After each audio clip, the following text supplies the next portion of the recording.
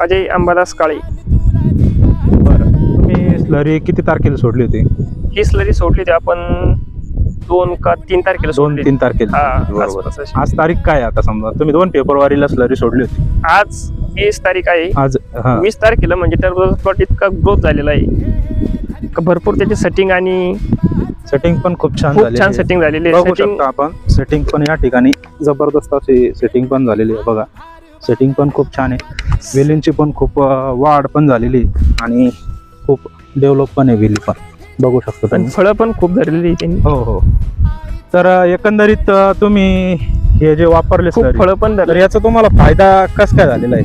याचा फायदा असा होता माझे फळं म्हणजे येल वाढच होत नव्हती, हो हो. ग्रोथच करत नव्हती. आणि तुमच्या जमिनीमध्ये पाण्याचा बी थोडासा प्रॉब्लेम, तुमचं थोडं प्रॉब्लेम क्षार पाणी म्हणजे पाण्यामध्ये क्षार क्षार होते आहे. पाण्यामध्ये. त्याच्यामुळे आपण ज्यावेळेस स्लरी बनवत होतो त्यावेळेस नाही का ऑटोमॅटिक पेसळत होतो ते, है ना? तुम्हाला पेसळत सोडायला पण थोडासा त्रास अडचण झाला येतो. होता, खूप त्रास आणि झाला या होता. जमिनीमध्ये तुमचा एक प्रॉब्लेम आहे की तो पीक लवकर ग्रोथ घेत नाही.